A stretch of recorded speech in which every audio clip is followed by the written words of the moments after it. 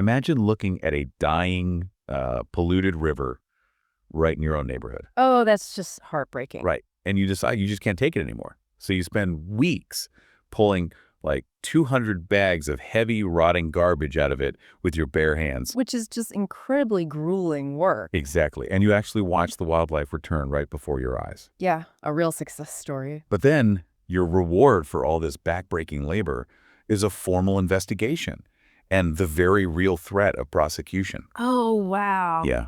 And that is exactly what happened recently in East London. It sounds completely backwards, doesn't it? Totally. I mean, you've got this undeniable ecological victory on one hand, and then the heavy hand of the state coming down on the other. Yeah, it's wild. It really forces you to look at how modern environmental rules actually function or, fail to function in the real world. Okay, let's unpack this. Yeah. Because we're looking at a deeply frustrating, strangely fascinating paradox today. We really are. We're pulling from a great short source over on Right, as that details the story of Paul Powlesland. Right, the barrister. Yes, he's a UK barrister who just got totally fed up with the state of Alders Brook. Which is a tributary of the River Roding. Right, over in Essex and East London. And for you listening, our mission for this deep dive is to figure out how doing a demonstrably good deed can somehow land you in court. Yeah, to really grasp why this case is causing such a massive stir, we have to understand what Powlesland and his volunteers actually did.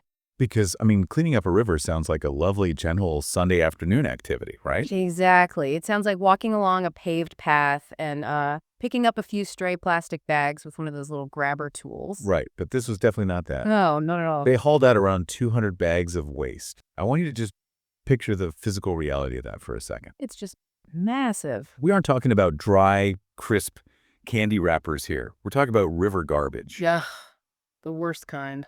It's waterlogged. It's caked in this toxic-smelling mud.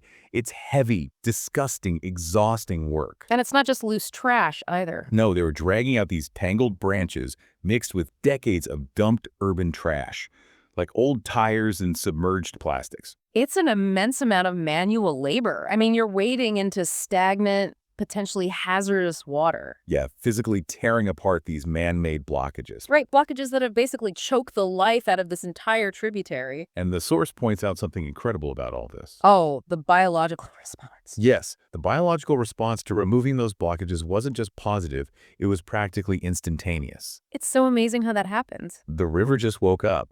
The source mentions fish returning, dragonflies buzzing around. Which has to feel so good for the volunteers. Oh, it's the ultimate validation of their hard work.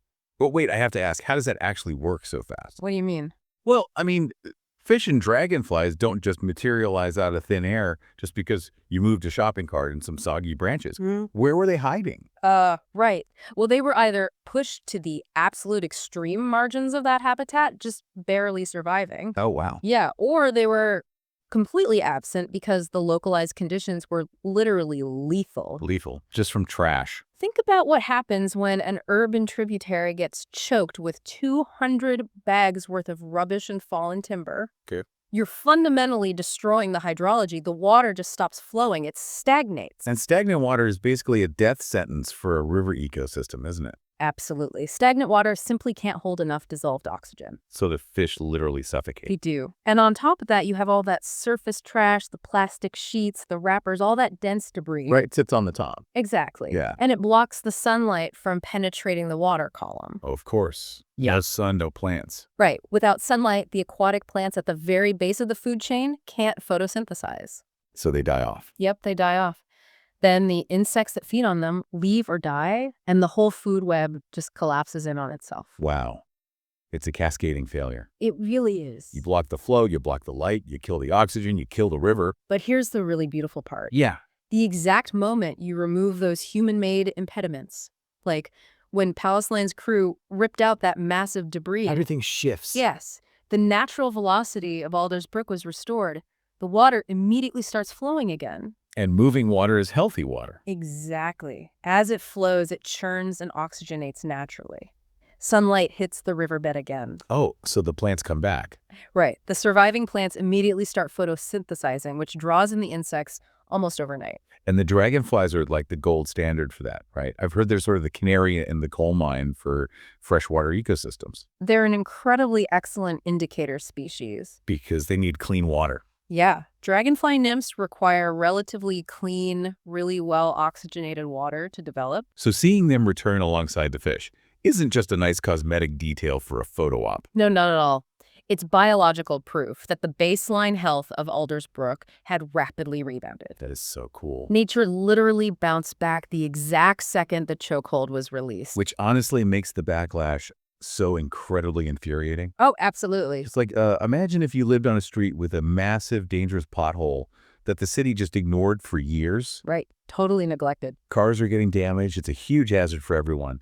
So you go buy some asphalt, you fill it yourself, you make the road totally safe for your neighbors. You take initiative. Exactly. And then the city shows up, not to thank you, but to hand you a massive fine for unauthorized road work. Yeah, that's a very visceral, very accurate way to look at it. Because Paulus didn't get a medal. No, he did not. He got a formal notice from the Environment Agency that he was under investigation. And could face prosecution. Right. A criminal record for picking up trash. I just have to stop you there. Because on behalf of anyone listening right now with an ounce of common sense, this feels utterly absurd. It definitely looks like a tragic irony from the outside. How can the Environment Agency, an organization literally tasked with protecting the environment, threaten a man for saving a river? It sounds like bureaucracy eating its own tail, doesn't it? Yes. It's madness. But to really understand the agency's response, we have to temporarily detach from the emotional satisfaction of the clean river. Okay, I'll try. We have to look at the brutal mechanical reality of environmental management. The Environment Agency's strict stance is that river work requires permit. Even volunteer cleanups. Even those. They cite 3 very specific reasons in our source material. Let's hear them. They are preventing flood risk, protecting drainage, and avoiding accidental harm to the wider environment. Okay, I'm really trying to be fair here. I don't want to just paint the agency as, like, cartoon villains twirling their mustaches behind a desk. Right, they have a job to do. But we're talking about taking trash out of a river. How on earth does removing garbage create a flood risk? Well, it's not the plastic bottles causing the issue for the agency. Okay, then what is it? It's the branches and the structural debris. Powlesland's volunteers were pulling out everything that was blocking the river, right? Yeah, they wanted to clear the flow. Including large timber. And when you're dealing with a tributary, you are dealing with a highly complex, deeply interconnected system of fluid dynamics. Wait, so the branches are actually load-bearing, like a real dam. Exactly. So if you pull them out, you aren't just clearing the water, you're unleashing it. Precisely. Let's say there's a massive accumulation of branches and debris creating a partial dam in one section. Okay. Yes, it's ugly. Yes, it's holding back stagnant water and hurting the local fish in that exact spot. Right. But structurally, that dam is acting as a massive brake on the water's velocity. Oh, wow. I never thought about that. It is physically slowing down the total volume of water moving downstream. Oh, I see it now. It's like removing a stalled car that's causing a massive traffic jam on the highway. That's a great way to picture it. If you suddenly airlift that car out of the way, all those trapped cars don't just gently start moving at 5 miles an hour. No, they all hit the gas. They all accelerate at once. And if there's another bottleneck down the road, you just cause a much more dangerous pileup at the next intersection. That's a perfect analogy. Wow. If volunteers unilaterally clear out all those branches without, say, a proper hydrological survey, they remove the brake. And the water speeds up. Drastically. So the next time there's a heavy rainstorm, a massive volume of water rushes down that newly cleared channel significantly faster than the whole system is currently adapted for. And if there's a narrow bridge or a residential culvert just a mile downstream, That surge of water hits that downstream bottleneck, and suddenly a neighborhood is underwater. oh my gosh. A roadway gets washed out. So the volunteers fix the local ecology of their specific, 100-yard patch of the river. But inadvertently caused thousands of pounds of property damage downstream. Because they fundamentally altered the drainage without understanding the wider system. Exactly. Okay, I have to admit, the math on that makes sense. You pull a lever over here, and a very expensive, very dangerous jack-in-the-box pops up way over there. It's all connected. I can definitely see why the permit rules exist now. You need engineers to model what the water is going to do before you start pulling the brakes out. And that is the very core of the official stance. You simply cannot have a free-for-all where citizens, no matter how genuinely noble their intentions are unilaterally re-engineering waterways. Right, because water is dangerous. Highly dangerous. The permit process is the safety net. It's the mechanism that ensures an action in point A doesn't cause a literal disaster in point B. Sure, okay. The science backs up the Environment Agency. A flood is definitely bad. Very bad. But suffocating a river for another 3 years while a bureaucrat slowly stamps a piece of paper is a guaranteed disaster right now. It's incredibly frustrating, yes. Why is the paperwork treated as more sacred than the living ecosystem? Like, even when you explain the logic of the flood risks, it still leaves a completely bitter taste in my mouth. I get that, but it's because we're brushing up against the absolute limits of how the law can function in society. What do you mean? Well, you're arguing for nuance. Yeah, just a little common sense. Right. You want the law to recognize that Powlesland did a good thing in this one specific successful instance. Yes, exactly. But the law relies on rigid, uniform application to survive. Why, though? Why can't the Environment Agency just look at this, see the results, and say, hey, you brought the dragonflies back, no sled happened, we're giving you a strict warning, but good job, and just move on? 2 words.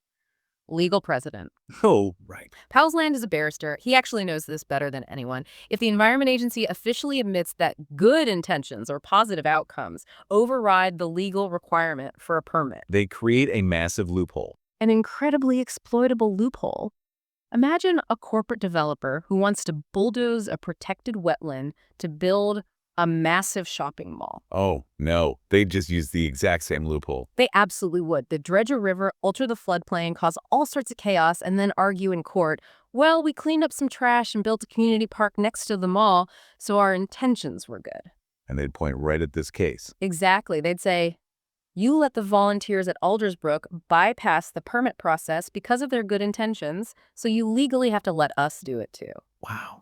If the agency looks the other way for Powlesland, they legally kneecap themselves when trying to stop a malicious, well-funded actor tomorrow. That is incredibly frustrating. It is. But it makes perfect airtight sense. They have to protect the integrity of the permit system itself. Otherwise, the system collapses entirely. And if it collapses, the rivers are left completely defenseless against real corporate exploitation. Right. But what's fascinating here is that while the agency's position is legally bulletproof, it just completely fails the moral test to the community. It really does. Yes. So what does this all mean for the rest of us? That's the big question. Because anyone who has ever tried to get a permit for literally anything knows it is an absolute nightmare. It takes months. Sometimes years. You have to pay fees. You have to hire outside consultants to do complex surveys, navigate endless red tape. And while that slow bureaucratic wheel is endlessly turning, the tributary is still suffocating. Exactly. The fish stay gone. The dragonflies don't return. The ecosystem just continues to degrade every single day. That permit sits on a desk waiting for a signature. Right. And from the perspective of someone living in that community, just staring at that rotting water every single day, the system's inaction is a form of active harm.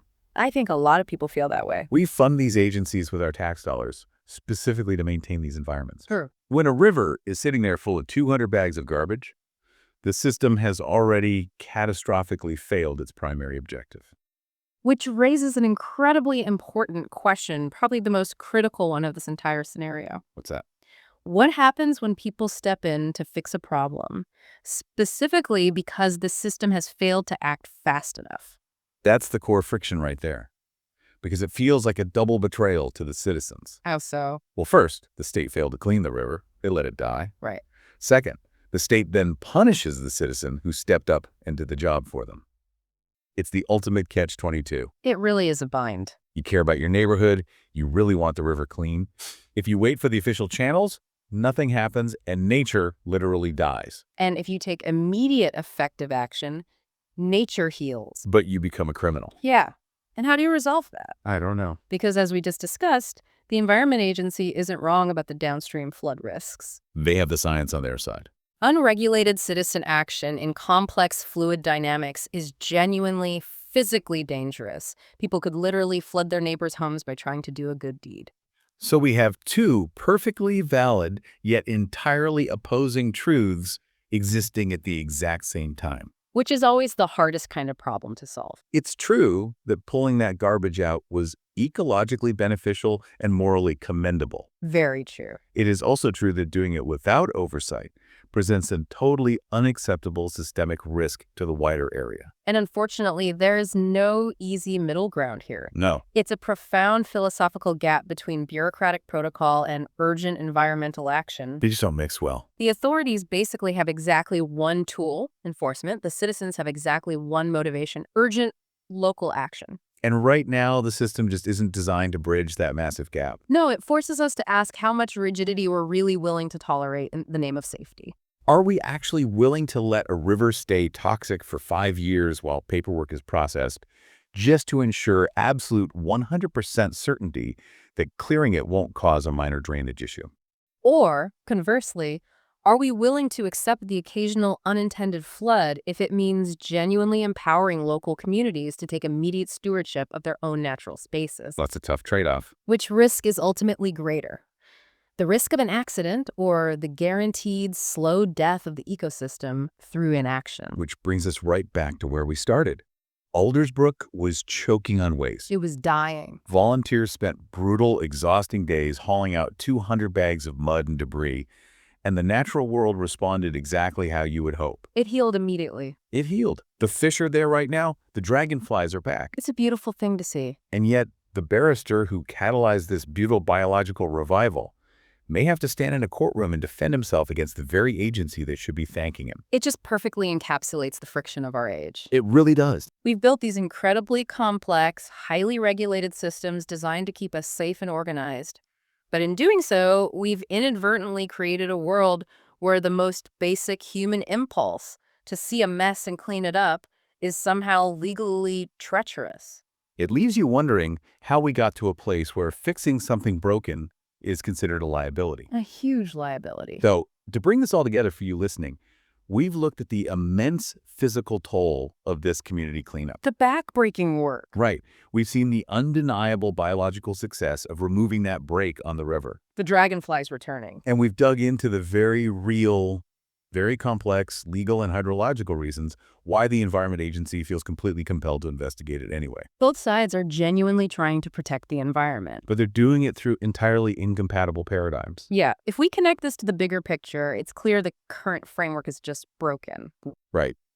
Because if waiting for official action leaves our ecosystem suffocating in waste, but taking immediate effective action without a permit makes us criminals, at what point does community intervention become a biological necessity? That's the real question. And more importantly, how can our legal systems actually adapt to harness that grassroots goodwill instead of just prosecuting it? We need a better way. If doing the right thing no longer earns you a gold star, how do we rewrite the law so that doing the right thing isn't a crime? It's a lot to think about. Something to chew on next time you walk past a piece of litter in your neighborhood. Thank you for joining us on this deep dive. Keep asking questions, and we'll catch you next time.